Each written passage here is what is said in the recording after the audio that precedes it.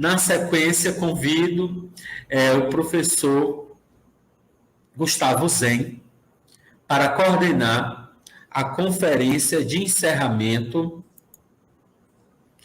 do nosso simpósio.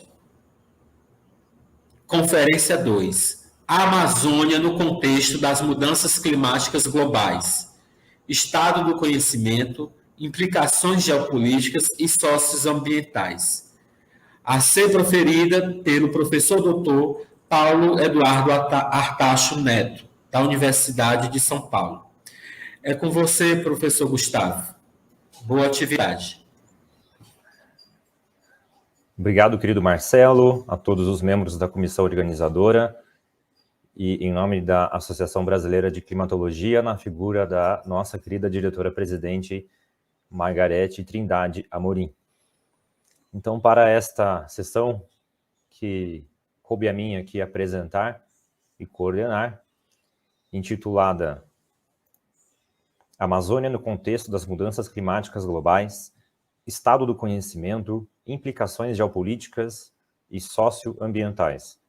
Eu farei neste momento uma breve apresentação do professor titular Paulo Eduardo Artacho Neto, da Universidade de São Paulo. O professor Paulo Artacho realizou sua graduação em Física pela Universidade de São Paulo em 1977, mestrado em Física Nuclear pela USP, 1980, é doutor em Física Atmosférica pela USP em 1985. Olha só, o ano que eu nasci. Trabalhou na NASA, nos Estados Unidos, Universidade de Antuérpia, na Bélgica, Lund, Suécia e Harvard, Estados Unidos. Atualmente é professor titular do Departamento de Física Aplicada do Instituto de Física da USP.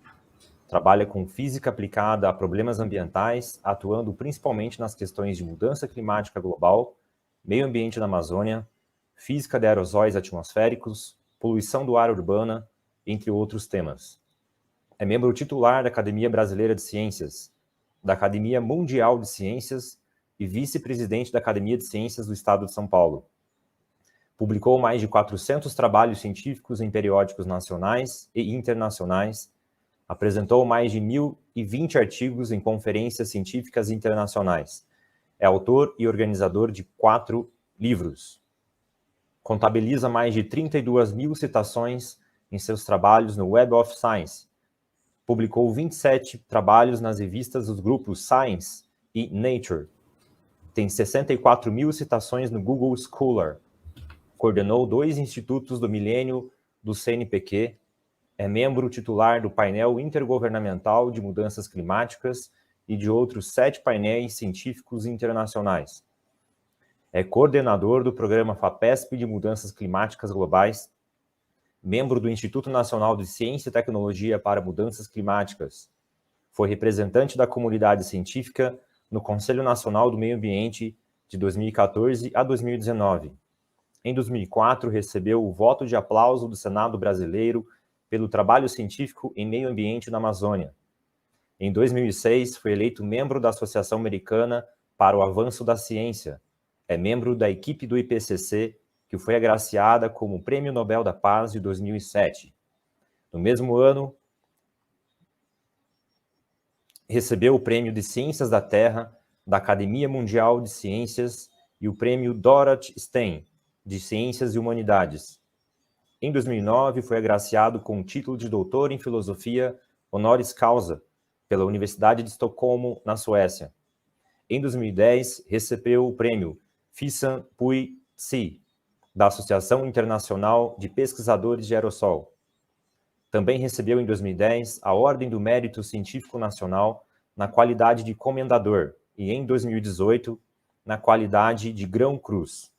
Em 2016, recebeu o prêmio Almirante Álvaro Alberto, outorgado pelo CNPq, Marinha do Brasil, Ministério da Ciência, Tecnologia e Inovação e Fundação Konrad Wessel.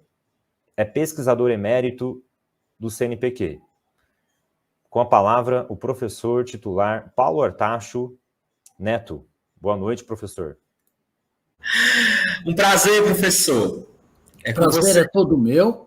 Agradeço primeiramente o convite. Foi muito bonito ver esta apresentação, quer dizer, primeiro a homenagem, depois a apresentação. Parabenizo todos vocês, realmente foi uma cerimônia muito bonita, né? Bom, então, deixa eu tentar, então, compartilhar a minha tela. E...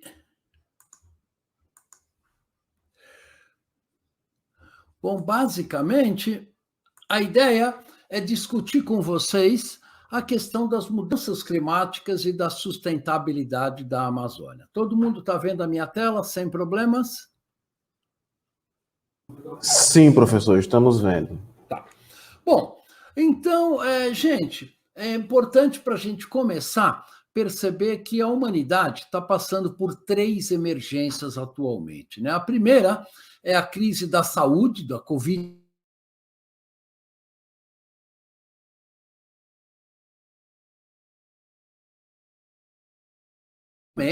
né? Mas também temos uma crise de perda de biodiversidade e temos a questão da emergência climática, né? Essas 3 crises, elas têm similaridades muito importantes. Primeiro, a ciência é a chave para a gente sair delas, das 3 crises emergenciais. Elas evidenciam também o uso excessivo dos recursos naturais do nosso planeta. Elas evidenciam uma falta de governança global e todas as 3 crises têm impactos sociais e econômicos muito fortes. E elas também possuem diferenças, né? Na escala temporal, enquanto a crise na saúde vai passar em alguns anos, a mudança climática certamente vai durar vários séculos e a perda de biodiversidade é para sempre. Ou seja, uma vez que nós perdemos uma espécie, ela está perdida para sempre. Então, eu vou focar na questão climática inicialmente e depois discutir alguns aspectos da questão amazônica. Primeiro, uma questão muito óbvia, né, para quem trabalha com climatologia geográfica, é que a ciência das mudanças climáticas é muito sólida, né? Aqui estão só alguns relatórios que foram emitidos, digamos, nos últimos 3 ou 4 anos, relatórios do IPCC, relatórios da FAO, relatórios da UNEP, relatórios do painel de biodiversidade do nosso planeta, e, além disso, existem milhares de artigos que são publicados a cada ano, evidenciando o efeito e o impacto e documentando essas mudanças climáticas. Graças a muitos cientistas como vocês, que estão realizando trabalhos de campo, ou nas suas cidades, ou nos trabalhos de campo, a ciência das mudanças climáticas é muito sólida.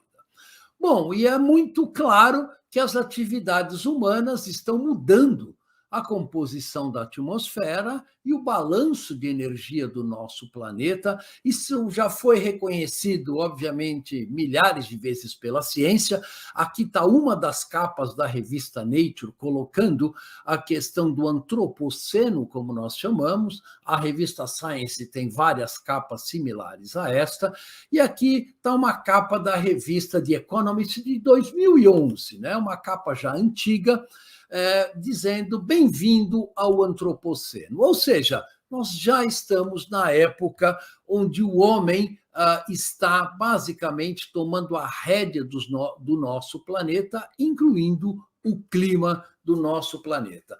E um dos aspectos importantes dessas mudanças climáticas é a emissão de gases de efeito estufa, como todos vocês sabem, né? Então, hoje nós estamos emitindo cerca de 40 bilhões de toneladas de gases de efeito estufa, de dióxido de carbono para a atmosfera. 83% dessas emissões são causadas pela queima de combustíveis fósseis e cerca de 17% pela perda de florestas tropicais no nosso planeta. E, basicamente, o que nós estamos mudando no planeta é o que a gente chama o ciclo global do carbono.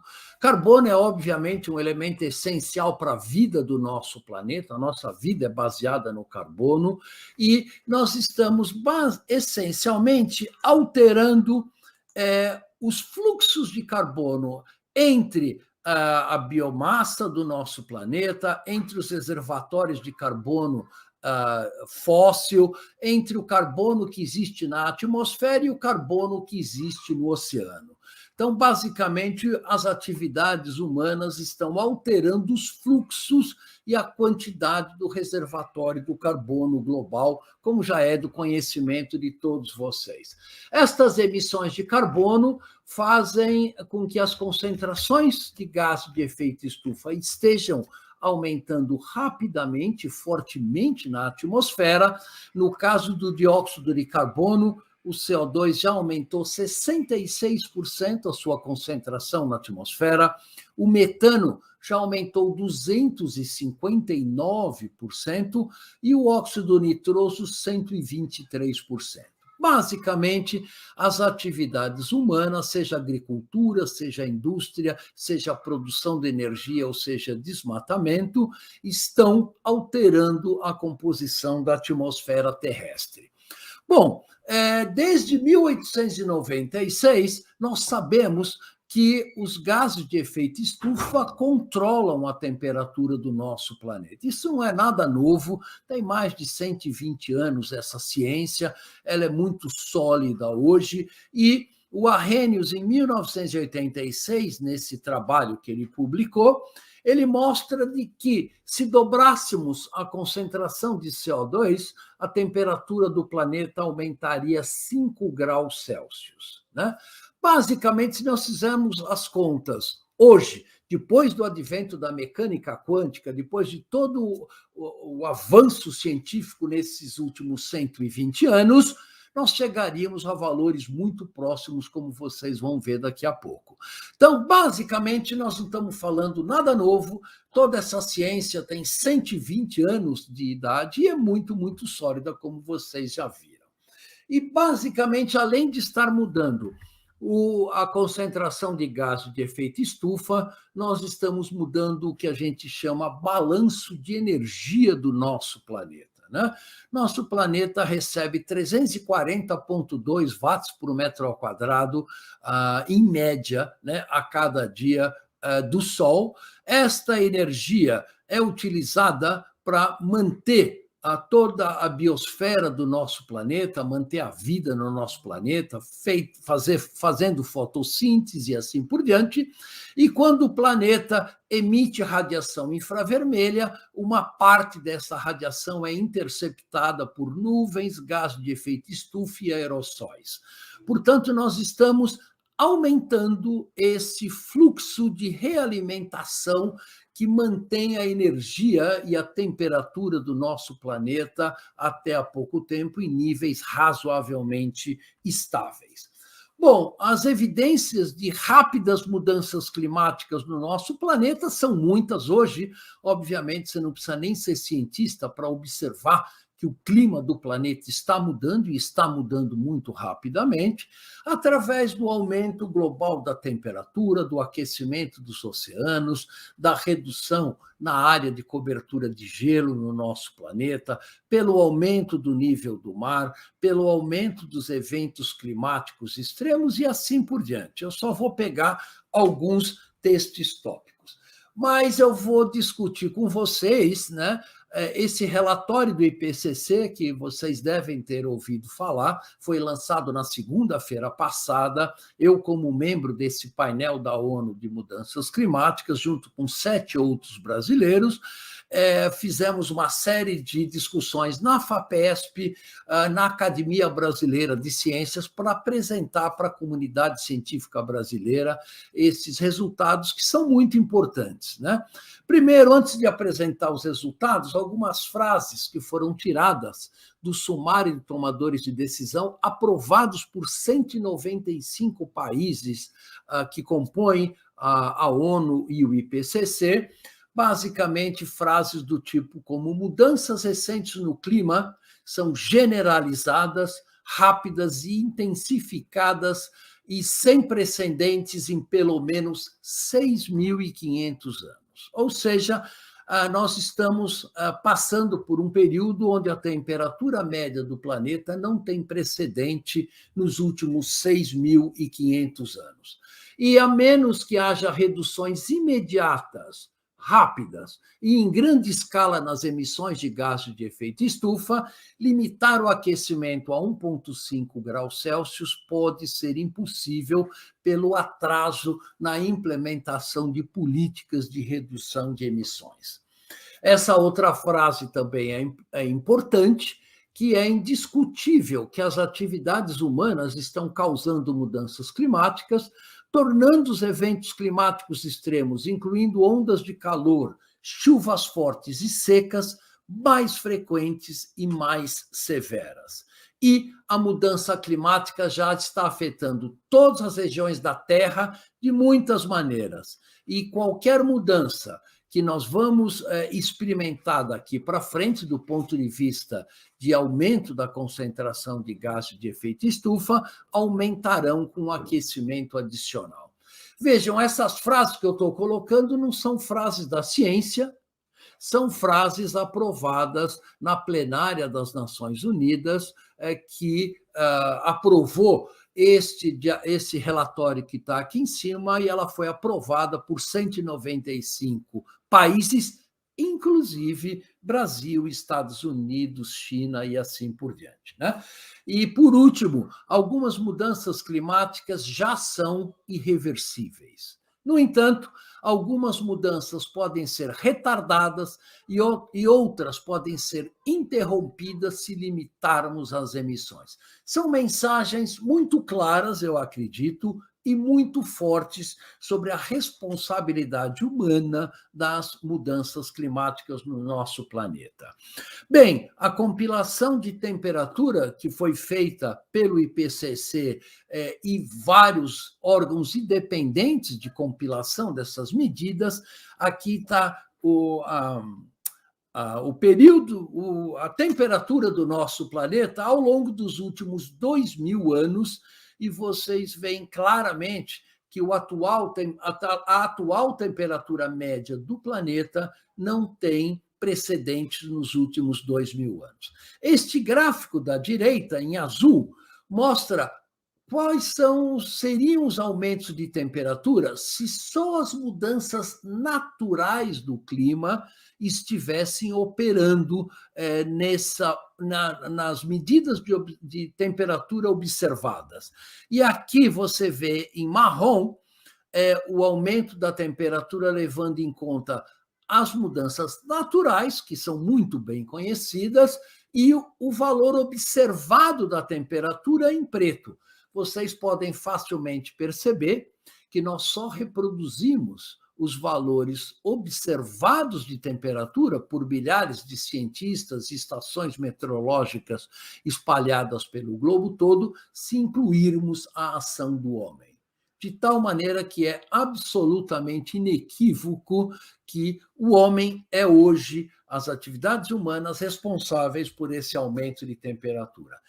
Entretanto, é importante a gente salientar que esse aumento observado de temperatura de 1,1 graus Celsius, média no planeta todo, ele não é homogêneo e, em particular, o aumento da temperatura nas áreas continentais é muito maior do que o aumento da temperatura observado nas áreas oceânicas. Então, vejam, por exemplo, aqui no Nordeste brasileiro, muitas regiões do Nordeste, como vocês sabem muito bem, já aumentaram de temperatura acima de 2 graus, né? O Ártico já aumentou de temperatura acima de 3 graus Celsius. Portanto, enquanto a média do planeta está hoje em 1,1 e em rápido acrescimento, algumas regiões continentais já sofrem o efeito do aumento de temperatura acima de 2 graus Celsius, né?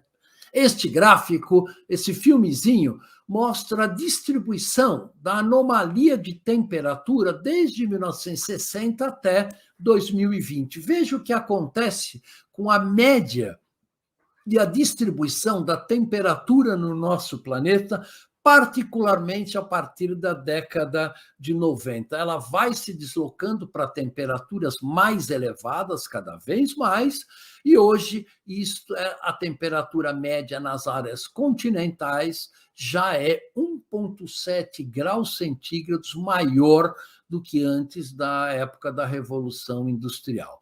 E vejam que o número de eventos climáticos extremos, ou seja, dias onde a temperatura ultrapassa 2 graus acima da média ou 4 graus acima da média, também aumentou significativamente.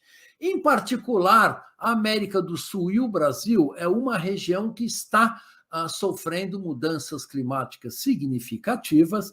Esse é um trabalho publicado em 2016 e mostra que, por exemplo, a bacia do Rio São Francisco já subiu 2,3 a 2,4 graus, bem como a parte leste da Amazônia brasileira.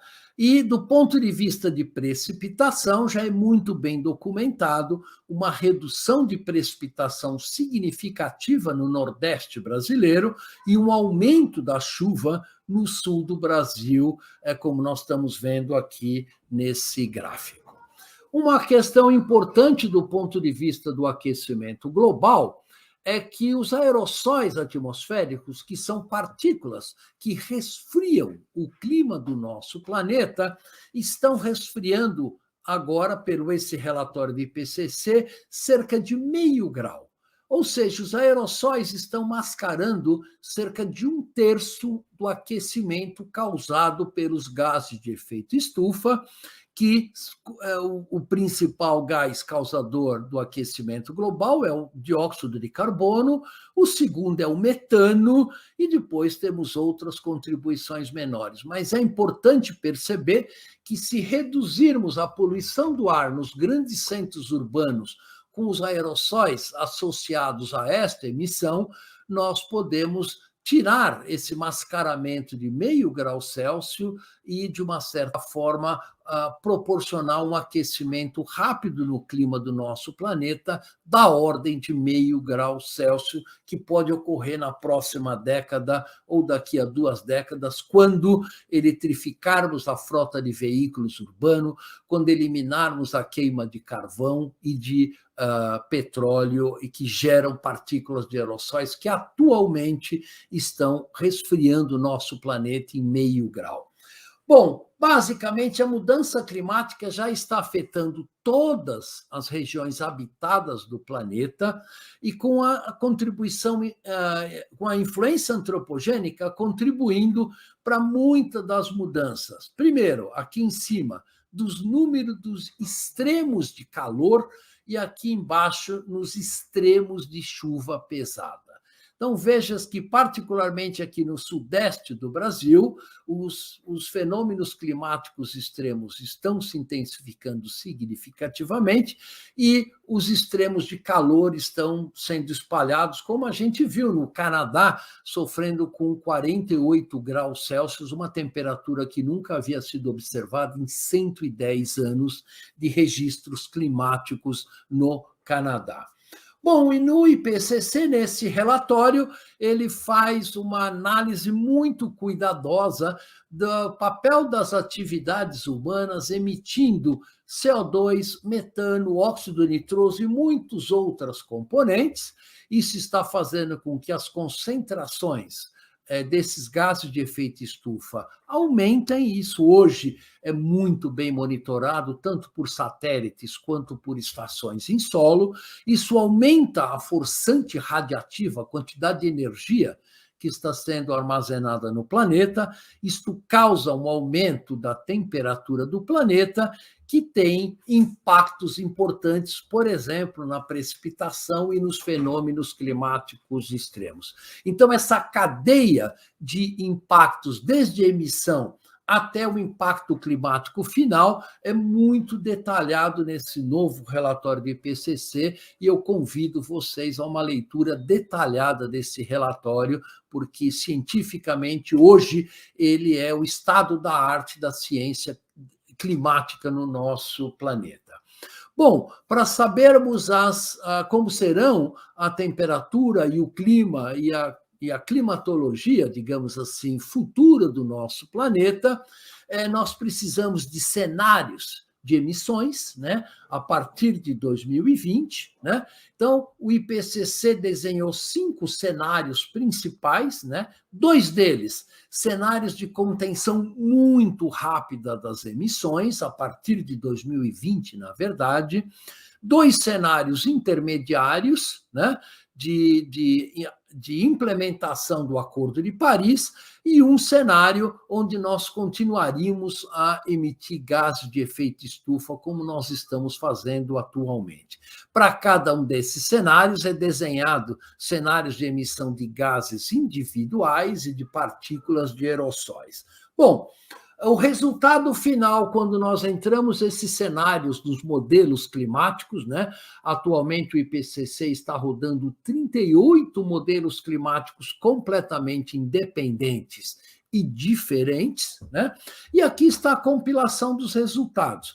Bem, nos cenários mais otimistas, nós iríamos aquecer o planeta da ordem de 1,5 a 1,8 graus Celsius. Nos cenários aonde mais realistas, digamos assim, onde a implementação do Acordo de Paris seja feita, mesmo assim o aquecimento é alguma coisa da ordem de 2,7 graus até 3,5 graus, isso é um aquecimento médio no planeta como um todo. Lembrem que as regiões continentais se aquecem mais do que isto, e no cenário das emissões, como nós estamos realizando elas agora, um aumento médio da temperatura do planeta da ordem de 4,3 graus centígrados. Bom, esse aumento rápido de temperatura é sem nenhuma similar ao longo dos últimos milênios da evolução do nosso planeta.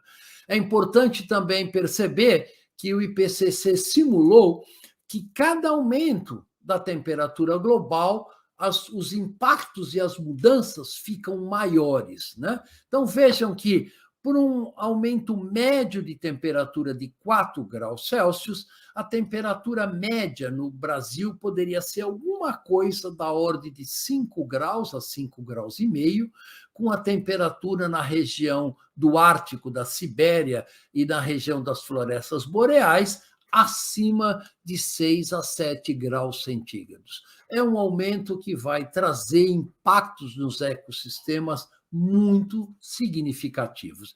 Mesmo um aumento modesto de temperatura, perto das emissões que nós estamos fazendo hoje, por exemplo, um aumento médio de 2 graus, traria um aumento para o Brasil da ordem de 3 graus a 3,5 graus de temperatura, que é o triplo do aquecimento global que nós estamos vendo até hoje.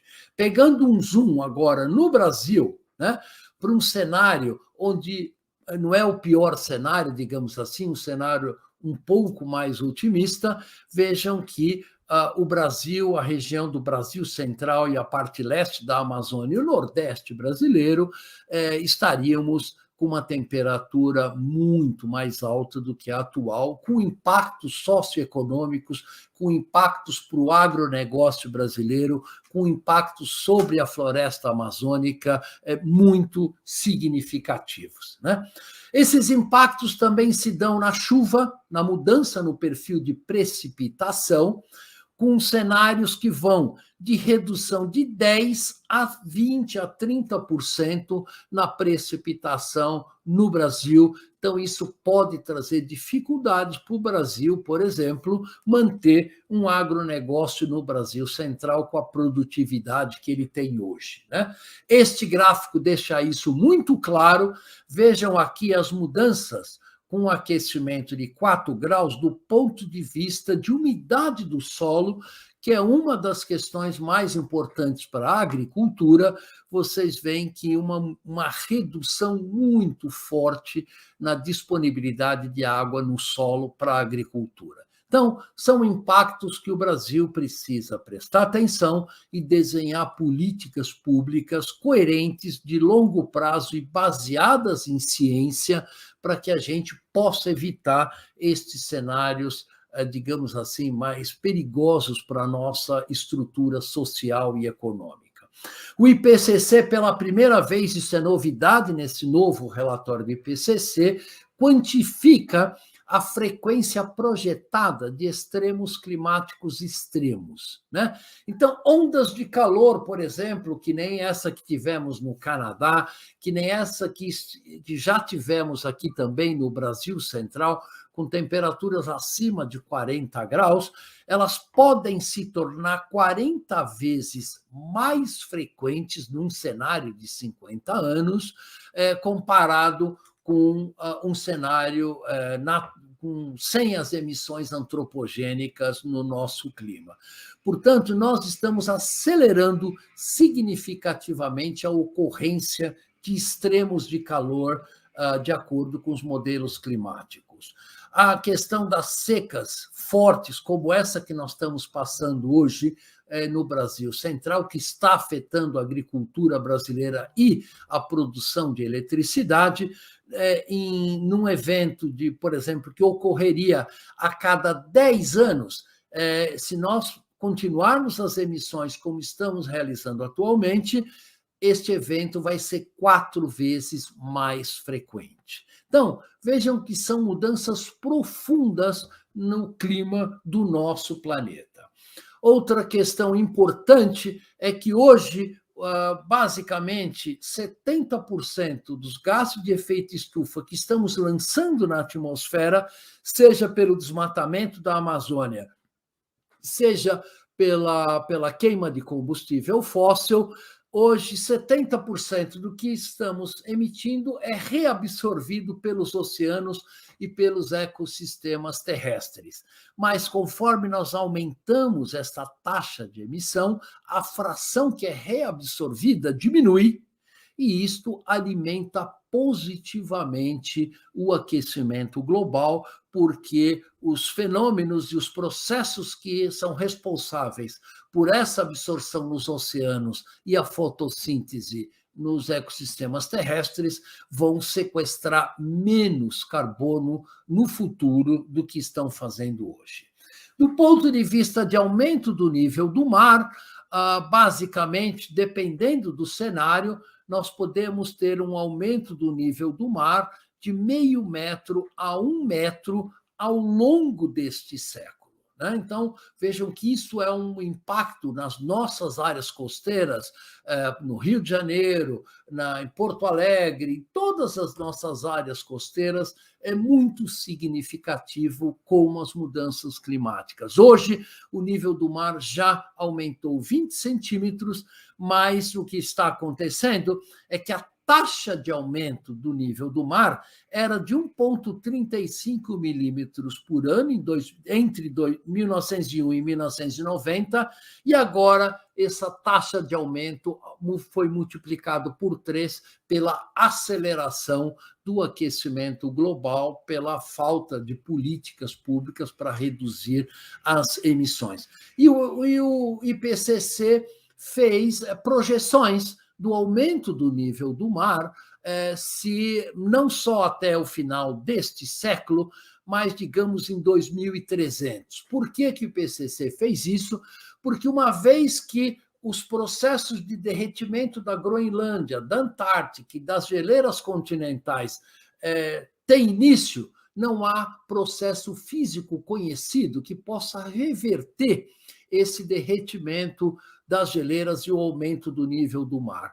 E os modelos geofísicos mostram que daqui a 3 séculos nós podemos ter um aumento do nível do mar até 15 metros em relação aos níveis pré-industriais. Então, vocês imaginam as nossas cidades costeiras com esse nível de aumento do mar, e como eu falei, se nós derretermos parte da Groenlândia e essa água for para os oceanos, não há processo conhecido que possa reverter esse derretimento do gelo.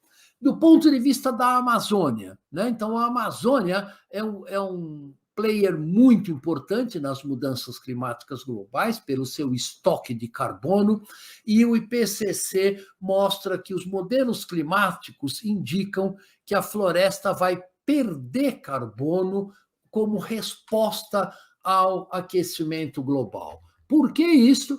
porque a partir de uma certa temperatura, as enzimas que controlam a fotossíntese, que é responsável pela absorção de carbono, deixam de operar no seu nível ótimo e, com isso, as plantas começam não a absorver carbono da atmosfera, mas perder carbono por processos estudados em muitas e muitas florestas, inclusive na nossa própria floresta amazônica. Né? Então, basicamente, a Amazônia ela pode ser parte da solução das mudanças climáticas e ela é uma componente chave no controle climático do nosso sistema.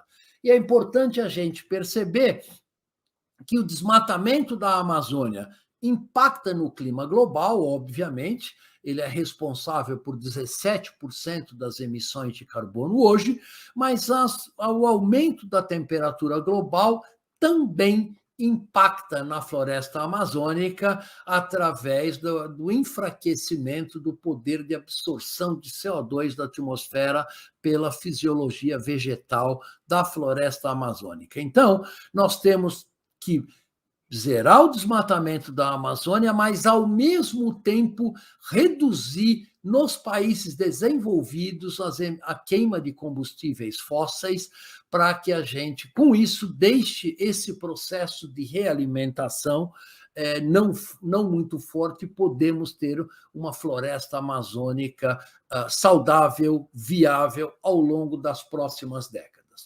Infelizmente, vários processos climatológicos já estão afetando a floresta amazônica. Isso é documentado, né, num número muito grande de trabalhos científicos. Eu vou mostrar algum deles. Né? Este trabalho, por exemplo, mostra que a estação seca já está aumentando de tamanho na Amazônia, como um efeito de feedback, de realimentação do próprio desmatamento da Amazônia na região do sudeste, da região do sudoeste da Amazônia. Os eventos climáticos extremos na Amazônia também estão aumentando. Isso é um trabalho feito pelo INPA, Instituto Nacional de Pesquisas da Amazônia, que tabulou o nível da água no Porto de Manaus desde 1900, nesse caso até 2015, que mostra que, a partir de 1980, as cheias se intensificaram e as secas também se intensificaram. Né? Então, anos mais secos estão ficando cada vez mais secos e anos onde chove muito, as enchentes são muito maiores. Inclusive, todos vocês sabem que em 2021 nós tivemos a maior cheia da Amazônia dos últimos 110 anos. Né? Então, a Amazônia está sofrendo um aumento dos eventos climáticos extremos. Uma pergunta importante que o Brasil tem é: quanto de biomassa nós temos na floresta amazônica? Né? Quanto de carbono está armazenado na floresta amazônica? Existem várias estimativas feitas por satélite, por medidas in situ e assim por diante.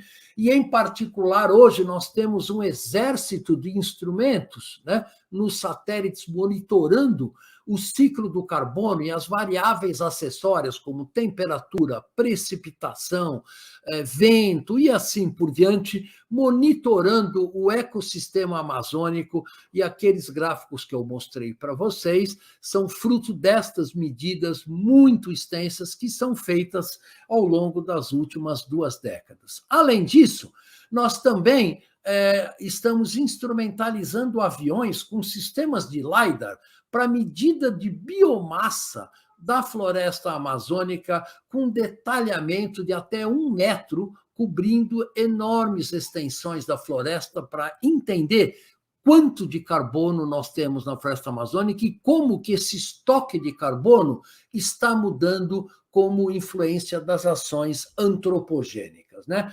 Mapas como esse, produzido pelo INPE, mostra quanto de floresta em quilogramas de carbono por metro quadrado nós temos para toda a extensão da floresta amazônica, e nós temos que monitorar muito cuidadosamente esse estoque de carbono, porque isso pode agravar ou não o efeito estufa global. Mas, infelizmente, vários estudos estão mostrando que a Amazônia está se tornando uma fonte de carbono para a atmosfera global. Este trabalho foi publicado em 2015 na revista Nature. Ela mostra que o fluxo líquido de carbono hoje está diminuindo, era muito menor do que quando eu comecei a fazer os meus estudos na Amazônia, na década de 80, e isso está ocorrendo principalmente pelo aumento da mortalidade das árvores, né? Principalmente por causa do aumento da temperatura na floresta amazônica e por causa da redução da precipitação em muitas áreas da floresta.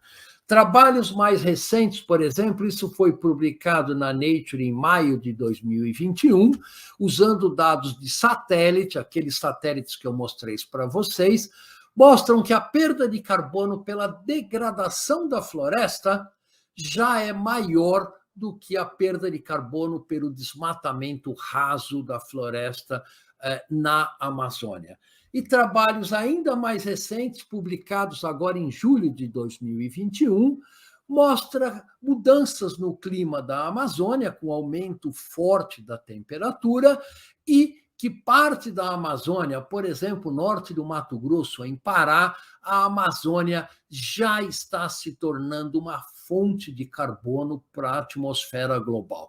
E isso é importante porque ela tem uma quantidade de carbono equivalente a 10 anos de toda a queima de combustíveis fósseis do planeta. Portanto, isso é preocupante para o Brasil e preocupante para o clima global. Medidas de satélite da quantidade de vapor d'água sobre a Amazônia também mostram uma redução na evapotranspiração da Amazônia, que está associada com uma redução na absorção do carbono quando os estômatos das plantas se abrem para realizar a fotossíntese. Então, é um conjunto muito grande, eu só coloquei aqui alguns 6 ou 7 trabalhos de evidências de alterações na floresta amazônica causada pelas mudanças climáticas globais. Bom, mas a Embrapa também, obviamente, está preocupada com essa questão. Isso são dados oficiais da Embrapa, mostrando que o déficit de água no Brasil, que antigamente era basicamente limitado ao Nordeste brasileiro, né, regiões onde tinha muito alta déficit de água ou alto déficit de água, conforme foi passando as décadas, aqui estamos nessa nossa década, mostra uma extensão desse déficit de água, agora entrando por Tocantins, entrando pelo Mato Grosso, e projeções da própria Embrapa mostra que toda a região do Mato Grosso pode vir a ser uma região com alto ou muito alto déficit hídrico. Bom, isso é muito preocupante, porque, obviamente, é onde o agronegócio brasileiro hoje tem a sua maior atividade, e isto, obviamente, tem que entrar no planejamento do futuro do Brasil como um todo. Bom, para terminar, eu vou voltar um pouco para a questão dos eventos climáticos extremos. Desde a década de 80, nós já estamos observando um aumento dos eventos climáticos extremos, né? Grandes secas, grandes inundações, furacões, eventos meteorológicos extremos e assim por diante. E vocês viram, por exemplo, né, só nesse último mês, no Canadá, atingindo 48 graus, 52 graus sendo atingidos na Califórnia, chuva torrenciais na Alemanha, na China, a maior enchente no Rio Negro em 119 anos, uma crise hídrica forte no Planalto Central. Tudo isso são evidências de que os eventos climáticos extremos estão aumentando em frequência e em intensidade, né? E algumas preocupações importantes com a questão das mudanças climáticas globais estão, por exemplo, nos impactos na produção de alimentos em um planeta 3 graus mais quente. Essa análise foi feita pelo World Economic Forum, né, que é um fórum de economistas, não são cientistas e nem pessoas de organizações ambientalistas, mas veja um cenário para o Brasil do ponto de vista de produtividade agrícola, né? Uma redução muito forte da produtividade agrícola, e isso, obviamente, vai impactar a nossa economia de uma maneira muito clara e muito forte. Bem, para terminar, a ONU perguntou para o IPCC o que é que nós temos que fazer para reduzir, para limitar o aquecimento global, em média, a 1,5 graus. O IPCC se debruçou sobre essa questão, soltou esse relatório no ano retrasado, e ele mostra que, a partir de 2020, teríamos que reduzir as emissões de gás de efeito estufa em torno de 7% ao ano, até 2050 zerarmos estas emissões e, a partir daí, removermos CO2 em grande escala no nosso planeta, se quisermos limitar o aquecimento médio a 1,5 graus. Teríamos que reduzir 70% nas concentrações de metano. Metano é um gás importante, porque ele é 50 vezes mais forte para fazer efeito estufa do que o CO2, e ele tem uma meia-vida relativamente curta, de 11 anos. Nós teríamos que reduzir as emissões de metano, e isso impacta diretamente na pecuária, que é uma das maiores emissores de metano, e na extração de gás natural pelas indústrias petrolíferas. O Acordo de Paris, que hoje é o único acordo que nós temos em vigência, tentando limitar as emissões de gases de efeito estufa, são compromissos voluntários dos países, né, incluindo o Brasil, e se todos os países cumprirem as suas metas, mesmo assim, teremos um aquecimento de 2,9 graus Celsius em 2050. Então, isto é um aumento muito importante da temperatura. E, para finalizar, discutindo algumas outras questões socioeconômicas, uma questão importante é os países que têm hoje altas emissões e que as suas emissões cumulativas, né, foram mais altas, são os países desenvolvidos hoje, e vão ser os países que menos vão sofrer os impactos das mudanças climáticas. Então, em particular, os países tropicais, obviamente, os países que já têm uma alta temperatura, vão ser os países mais impactados, mas eles são os menos responsáveis pelas emissões de gases de efeito estufa. É importante salientar que os 5% da população mais rica do nosso planeta são responsáveis por 60% das emissões de gases de efeito estufa, né? Bom, e para resolver essa questão, a ONU estruturou os chamados Objetivos de Desenvolvimento Sustentáveis, que são 17 objetivos, tentando construir um planeta que seja minimamente sustentável. O Brasil é um dos signatários dos Objetivos de Desenvolvimento Sustentáveis, que envolve a implementação de uma agenda que leve em conta a questão da igualdade de gênero, da erradicação da pobreza, da vida na água e também da vida terrestre e da questão da redução do impacto das mudanças climáticas globais. E, para terminar, é importante a gente perceber que as mudanças climáticas são uma das mudanças que o nosso planeta está sofrendo. Nós vamos ter que mudar também toda a questão do consumo e da produção para meios mais sustentáveis. Temos que levar em conta a revolução digital com internet, redes sociais que estão ocorrendo. A demografia do nosso planeta está mudando rapidamente. Nós temos que achar maneiras de tornar mais sustentáveis as nossas cidades.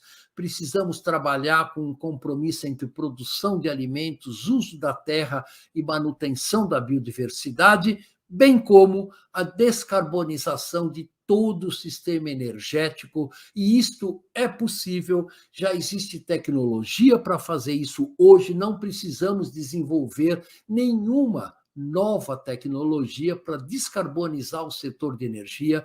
Energia solar e eólica hoje tem preços competitivos com a queima de combustíveis fósseis. Então, nós temos que olhar as mudanças climáticas junto com essas 6 grandes transformações que são necessárias para construir um mundo sustentável em 2050.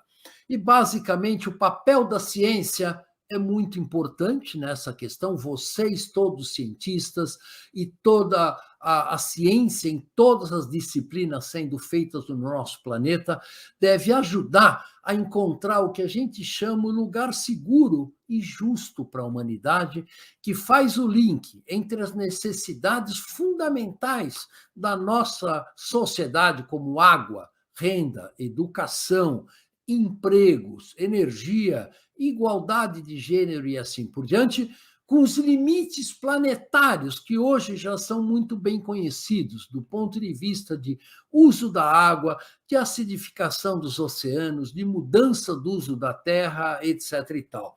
E o recado final é de que a gente precisa de ciência interdisciplinar e muito sólido para construir esse espaço, diminuir as desigualdades sociais do nosso planeta e construir um planeta minimamente sustentável até 2050, que é o compromisso dos ODS das Nações Unidas.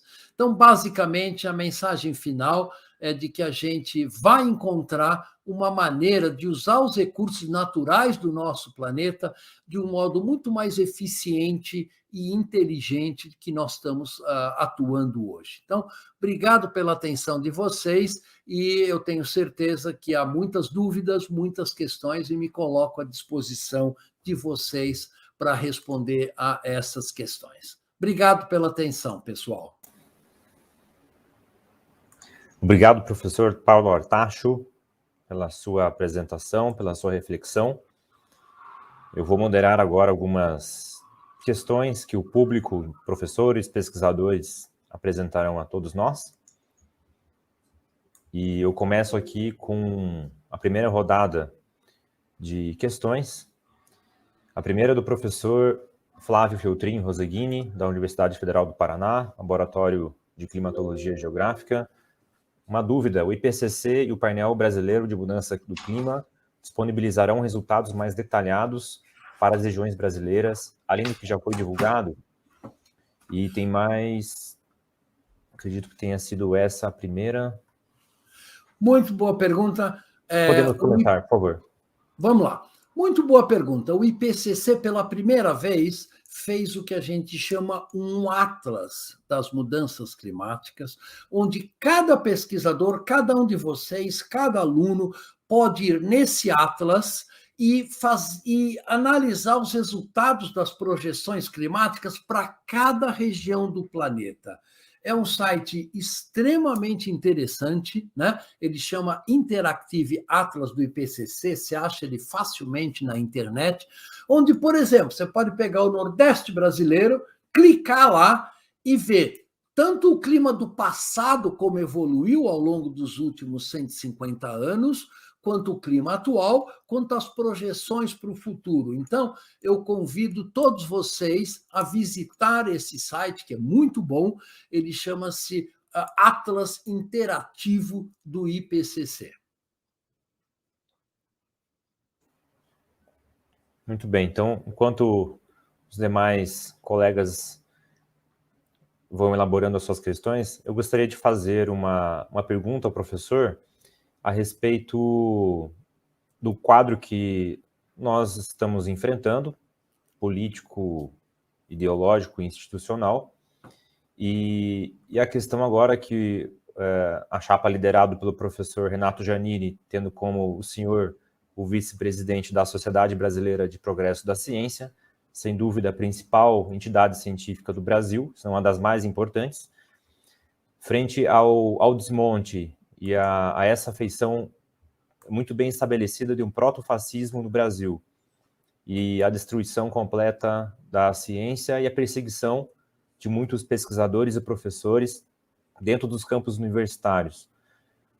qual é o desafio frente a isto e os mais de 11 mil militares que estão hoje no Poder Executivo brasileiro? Bom, veja, a Sociedade Brasileira para o Progresso da Ciência, ao longo das últimas décadas, tem sempre primado por lutar, né, pela ciência brasileira, pela educação de alto nível. Isso é uma história de lutas muito, muito forte, né? Não só a atual diretoria, mas todo o trabalho da SBPC é no sentido de fortalecer a ciência, fortalecer políticas públicas baseadas em ciência, fortalecer as universidades e assim por diante. O que estamos vendo atualmente realmente é um quadro desolador, né, para dizer o mínimo, né, de falta de apoio à ciência brasileira, de falta de apoio à educação, tanto a educação primária quanto a educação superior, e o que nós esperamos é que esta fase negra da história brasileira termine logo, o mais rápido possível, e que a gente possa reconstruir o país, reconstruir a ciência e colocar de novo o Brasil como um país respeitado internacionalmente pelo respeito às leis, pelo avanço científico e tecnológico, como ele era até alguns anos atrás. E é para isso que a SBPC, a Academia Brasileira de Ciências, a Academia de Ciências de todos os estados do Brasil estão trabalhando sem afinco, soltando notas, defendendo os nossos pesquisadores e as nossas instituições, que algumas delas, como o INPE, por exemplo, têm 60 anos de história, e essas instituições vão sobreviver a esse período sombrio da história brasileira. Isto vai passar e nós vamos recuperar uma história digna da população brasileira. Muito bem, professor. O professor Paulo César Zangali Júnior, da Universidade Federal da Bahia, ele diz, não é um período negro, é um período branco, por sinal, né? E aqui eu reforço a próxima pergunta do professor Júlio Barbosa Chiqueto, do Instituto de Estudos Avançados da USP. Professor Artacho, dada a inerente interdisciplinaridade das mudanças climáticas, como podemos melhorar a comunicação entre os cientistas naturais e os cientistas sociais? Excelente pergunta, Júlio. Realmente nós precisamos trabalhar por uma ciência muito mais integrada, né? A nossa universidade, a Universidade do Brasil, é caracterizada por divisões, departamento de física, química, matemática, completamente estanques entre si. Isso tem que acabar para o bem da ciência, né? E, inclusive, hoje, a gente observa que a fronteira da ciência está nas áreas interdisciplinares, não está nas áreas disciplinares. E, em particular, a questão das ciências sociais. Por exemplo, vocês viram o que eu apresentei, sem o trabalho de cientistas sociais, sejam eles de qualquer disciplina, vai ser muito difícil a gente sair desta crise que o sistema econômico e social nos levou a cair, que nós estamos hoje. Então, o trabalho em conjunto de cientistas sociais, de economistas, para saber, para avaliar, afinal, quanto vai custar isso? Quem paga esta conta, né, de adaptação à mudança climática, de redução de emissões? Nós precisamos de negociadores competentes para negociar nas mesas internacionais e vai por aí afora. Então, e precisamos de comunicadores e educadores, ou seja, que pegam a palavra da ciência e levem até a população e os tomadores de decisão. Então, são tarefas, como vocês podem imaginar, enormes. Nós todos estamos empenhados nesta tarefa, mas não é uma tarefa fácil, né? Mas esse é o único caminho para garantir a força da ciência brasileira e o impacto que ela pode ter no desenvolvimento social e econômico do nosso país. Muito bem. Eu vou aproveitar e fazer duas perguntas em bloco aqui, que são bem parecidas. Professor Valdir Especian, da Universidade Estadual de Goiás. No cenário político atual, qual a disposição das nações em resolver as questões que envolvem o clima e a desigualdade social? E o professor Lindenberg Júnior pergunta, Professor, o que considerar, já que as mudanças climáticas globais não são mais uma questão futura? O que dizer sobre a cultura de entendê-las como contingências? Quais os caminhos para a inclusão na gestão de nossas cidades? Olha, são boas questões, né? A primeira delas, nós vamos ter no final de novembro, né, uma nova reunião, a reunião da Conferência das Partes, que vai ser da Conferência Climática, que vai ser em Glasgow na última semana de novembro. Nesta reunião, basicamente, serão tomadas decisões que eu acredito serão importantes para garantir definitivamente uma redução de emissões de gás de efeito estufa. Então, todos os países, vocês têm acompanhado a questão, depois que o presidente Biden entrou no cenário, novamente, no cenário de estruturar políticas de redução de emissões, a Europa, a China e os Estados Unidos estão numa forte pressão para os demais países para também reduzirem as suas emissões, né? Então, é um desafio que nós esperamos que os compromissos voluntários no Acordo de Paris, por exemplo, no caso brasileiro, reduzir o desmatamento ilegal a zero até 2030, por exemplo, se tornem compromissos vinculantes, ou seja, sejam obrigatórios. Mas uma questão importante é a questão da ajuda financeira dos países ricos para os países pobres, né, que tem a ver com essa questão da desigualdade social. Quer dizer, exigir que países pobres da América Latina, ou da África, ou do sudoeste da Ásia, paguem pela adaptação e pela redução de emissões, quando, na verdade, não foram eles os causadores do problema, é uma questão muito séria, e até hoje os países desenvolvidos se negaram claramente a implementar fundos de ajuda aos países em desenvolvimento. Esperamos que isto mude de situação na próxima COP26, mas, obviamente, tudo isso que nós estamos falando está sendo motivo de negociação atualmente. E teve uma pergunta falando sobre a questão das cidades, né? Muitos de vocês trabalham com a questão de climatologia urbana, né? E eu sempre falo uma coisa que é muito importante. Vejam, 80% da população humana em 2050 vai estar vivendo nas cidades. Se nós não encontrarmos maneiras de tornarmos as nossas cidades minimamente sustentáveis, do ponto de vista energético, de transporte, logístico, realmente nós não temos saída nessa situação. Então, o trabalho com a sustentabilidade das cidades é absolutamente crítico. Então, veja a cidade de São Paulo, por exemplo, nós temos 7 milhões de automóveis na cidade de São Paulo. Não há nenhuma pessoa que pode imaginar uma cidade que seja sustentável com 7 milhões de veículos nas ruas. Isso é maior do que toda a quantidade de carros que tem na Suécia, por exemplo, né? Então, isso é causado pela falta de investimento em transporte público de qualidade para a população, em extensas redes de metrô e assim por diante. Os fenômenos climáticos extremos vão impactar e já estão impactando as cidades de uma maneira muito forte, muito clara, né? Então, as cidades vão ter que preparar planos de contingência muito mais extensos do que a gente tem até agora. Então, são tarefas para cada um de nós, para cada um de vocês que estão assistindo essa palestra, contribuir para construir as cidades sustentáveis no nosso país. Muito bem, professor. O Matheus Luan Nascimento Melo pergunta: quais os principais desafios para as pesquisas científicas sobre mudanças climáticas e os desastres naturais no contexto nacional? Matheus, muito boa pergunta. Primeiro, porque é o seguinte, as soluções da questão das mudanças climáticas vão ser soluções locais ou regionais, porque cada região tem uma problemática diferente. Veja a questão do Nordeste brasileiro, né?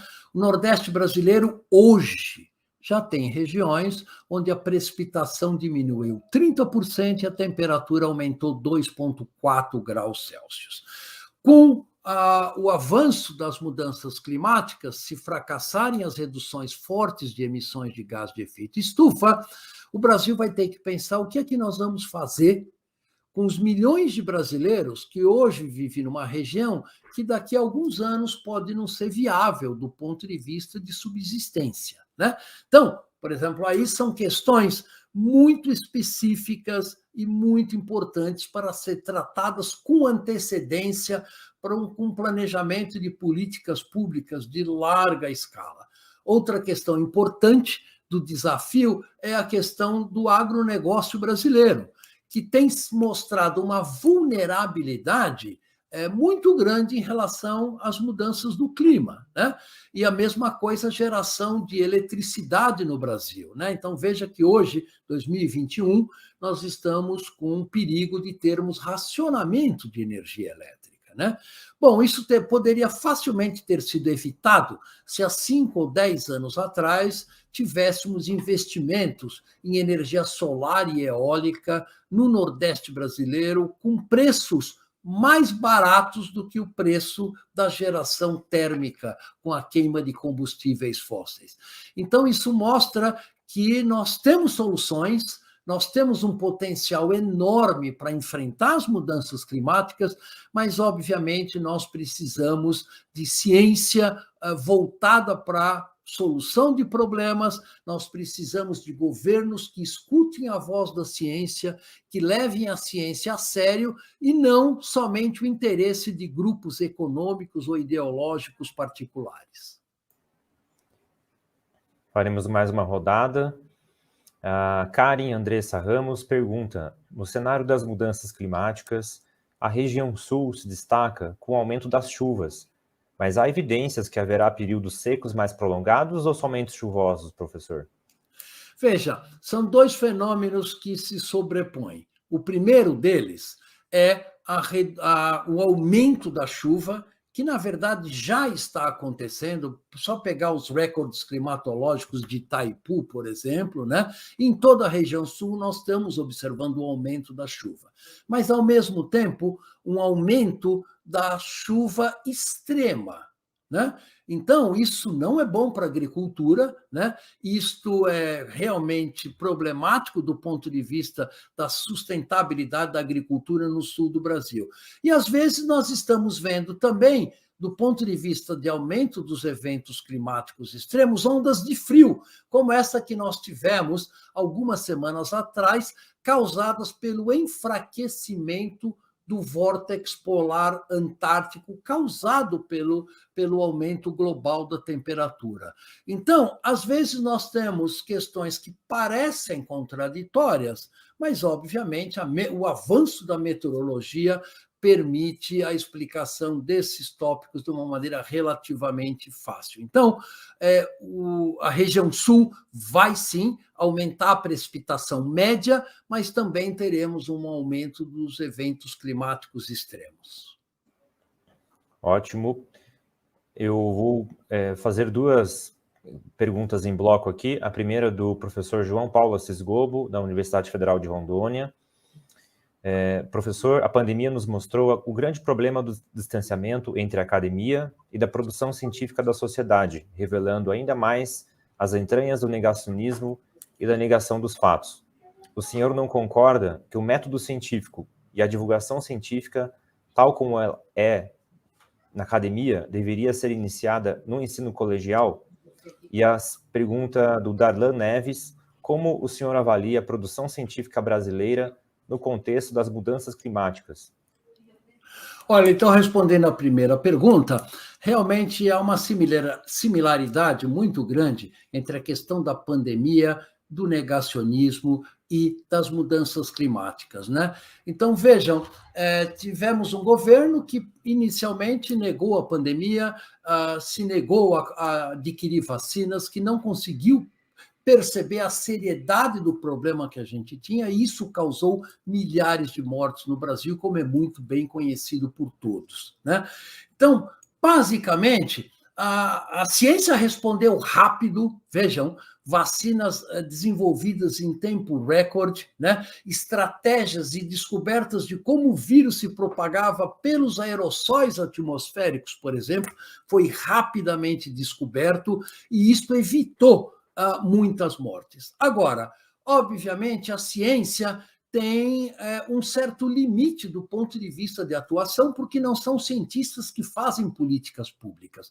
Os cientistas recomendam aos governos ações, mas quem tem a responsabilidade de implementar estas ações são os órgãos governamentais. E, infelizmente, no caso da pandemia, essa visão negacionista causou milhares de mortes no Brasil e que a gente espera que a mesma maneira de atuar não ocorra nas mudanças climáticas globais, porque a ciência vem falando há mais de 30 anos sobre as mudanças climáticas globais, os impactos socioeconômicos que elas podem ter e assim por diante.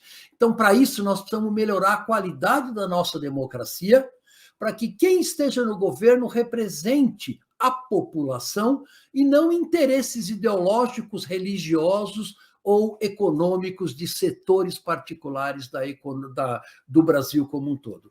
A segunda pergunta, qual é que era mesmo? Como o senhor avalia a produção científica brasileira no contexto das mudanças climáticas? Olha, o Brasil sempre teve um papel muito forte de liderança mundial na pesquisa em mudanças climáticas, na pesquisa em meteorologia. Nós temos institutos extremamente competentes, não só o INPE, mas centenas de departamentos de meteorologia nas universidades, como vocês conhecem muitos deles. Então, o Brasil sempre teve e continua ainda a ter papel de liderança forte nas mudanças climáticas globais. É um dos países que mais tem representantes dentro do IPCC, por exemplo. Entretanto, veja o que está acontecendo com o supercomputador do INPE, né, que já está completamente defasado, né, com até perigo de ser desligado por falta de manutenção ou por falta de dinheiro para pagar a conta elétrica. Isto vai colocar em perigo esse papel de liderança científica brasileira na questão da meteorologia e na questão das mudanças climáticas globais. Esperamos que um novo governo tenha uma visão realmente muito mais positiva do impacto da ciência no desenvolvimento social e econômico de uma sociedade complexa como a brasileira e que tudo isso que nós estamos vendo seja coisa do passado, passando um pano negro por cima deste passado e construindo uma nova sociedade baseada em ciência no Brasil. Aproveitando essa mesma questão que o senhor acaba de responder, o André Luiz Souza Celarino pergunta: o professor mostrou a interferência das mudanças climáticas para a região norte e centro-oeste. Como convencer o setor agropecuário que este modelo de produção é insustentável, professor? Olha, André, boa pergunta, né? É importante salientar que parte do setor agropecuário já caiu a ficha. Veja, a JBS, há 2 meses atrás, abriu um fundo para reduzir o desmatamento da Amazônia de R$1 bilhão, né? Então, está botando dinheiro do bolso da empresa para reduzir o desmatamento da Amazônia. Por que isso? Não são porque eles são bonzinhos ou, de repente, viraram ambientalistas ou cientistas. É porque eles sabem que isso afeta diretamente o bolso deles e a lucratividade da empresa, né? Então, eles sabem que a hora que você desmata a floresta amazônica, você reduz a evapotranspiração, você reduz a quantidade de vapor d'água que é transportado para o Brasil Central e irriga a pecuária e as plantações de soja do Brasil Central, reduzindo a produtividade agrícola. Então, eles caiu a ficha para parte desses empresários do agronegócio, mas, infelizmente, parte do agronegócio ainda enxerga a questão de ter o lucro o máximo possível, no menor espaço de tempo possível, não importa as consequências futuras para o Brasil ou para o planeta. Então, felizmente, eu acho que essa segunda componente está se reduzindo rapidamente. Este relatório de IPCC é muito claro nesse aspecto, não há qualquer dúvida de que temos que reduzir o desmatamento da Amazônia, e eu espero que cientistas como vocês que estão vendo a gente nesse debate esclareçam os seus representantes, esclareçam o agronegócio do risco para o Brasil de continuar essa visão míope de ter o maior lucro possível no menor espaço de tempo. Muito bem, obrigado, professor. Vamos avaliar aqui muitos agradecimentos. A Karen agradece pelos esclarecimentos. Enfim, muita gente aqui agraciando essa conferência de encerramento do 14º Simpósio Brasileiro de Climatologia Geográfica. Vamos ver se temos mais questões e perguntas. A Flávia Ingrid, ela diz: queria muito crer no que o professor disse. Todos sabem dos crimes deste governo. Não, infelizmente nem todos sabem. A desinformação é enorme. É necessário trazer esclarecimentos. Sim, Flávia, não há dúvida nenhuma. Esclarecimentos como, inclusive, este que nós estamos fazendo aqui nesse episódio são essenciais. Basta a gente abrir o jornal todo dia para a gente observar os esclarecimentos, a sociedade fortemente se manifestando contra os abusos que estão sendo feitos contra a sociedade brasileira, mas, infelizmente, a gente observa o outro lado também, que, infelizmente, ainda há uma fração pequena da população brasileira que apoia ações anticientíficas, antissociais, que na direção de aumentar as desigualdades sociais enormes no nosso país, mas eu acredito que uma parte da população já percebeu essa questão, já está procurando outros caminhos de uma visão de país muito mais moderna, muito mais justa, muito mais democrática do que estamos vivendo nesse atual momento. Muito bem. Bom, acredito que tenha cessado as intervenções do público. Temos mais de 300 ouvintes e espectadores direto da rede mundial. Isso é muito bom. Um evento, em grande parte, feito por geógrafos, mas também por outras áreas do conhecimento, engenheiros ambientais, físicos, matemáticos e tantos outros que aqui estão, né? Um evento da climatologia geográfica do Brasil. Que bom tê-lo aqui conosco, né? Obrigado. Vamos lá, professor Marcelo. Professor Paulo Artacho, brilhante a sua apresentação, as suas provocações, e eu quero aqui me retratar. Na realidade, eu pensei que o senhor tinha sido prefeito universitário da Universidade de São Paulo. Na realidade, quem foi a professora Maria Adélia de Souza. Na época ainda que o senhor iniciava lá nos anos 80, no início dos anos 80, e ela fez confusão. Então, certamente, o senhor ficou confuso. Não tem problema. Mas fique à vontade a se candidatar à Prefeitura de São Paulo nas próximas eleições. No ano que eu nasci, Marcelo. Diga, no ano que eu nasci, o professor Paulo Artacho começou a pesquisa na USP. Né? Olha aí, e ele está ótimo. Professor Paulo Artacho, agradecemos imensamente por ter aceito o nosso convite, por abrilhantar o nosso singelo evento, 14º Simpósio Brasileiro de Climatologia Geográfica. Desculpa as lágrimas, né? Porque aqui foi homenageado esta noite, o nosso maior representante da climatologia geográfica, né, o professor Carlos Augusto Figueiredo Monteiro, que certamente o senhor conhece. Então, nosso muito obrigado pela paciência, pelos e-mails lá que enviamos, encaminhamos, e de forma muito elegante, de forma muito provocante, nos abrilhantou com esta conferência de encerramento. O nosso muito obrigado. Caso o senhor deseja, né, fazer suas considerações finais, quebramos todos os protocolos, que na verdade não existe pergunta em conferência. Mas no mundo virtual e no atual contexto, quebrar protocolos é necessário. Fique à vontade, professor. Olha, Marcelo, obviamente sou eu que agradeço pela oportunidade de passar essa mensagem, né, do IPCC, essa mensagem do que eu considero alguns riscos que a nossa sociedade está correndo de uma maneira séria, de importante.